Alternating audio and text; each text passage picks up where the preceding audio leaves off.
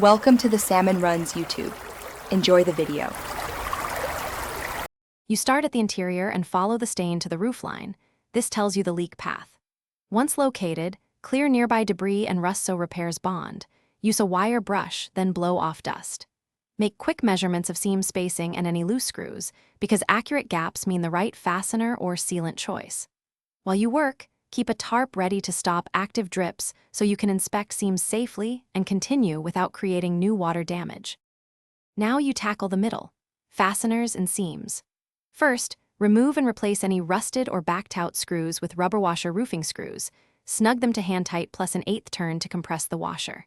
Next, run a continuous bead of polyurethane or high-grade silicone sealant into overlaps and around every fastener. Smooth it so it fills voids. For valleys and ridge intersections, add metal flashing or butyl tape under the top panel so water is directed away. This prevents capillary migration and hidden seepage. Finish by protecting the repair. Prime bare metal, then coat with compatible roof paint to block future rust. Once coatings cure, test your work by wetting the roof from the eaves upward while someone watches inside.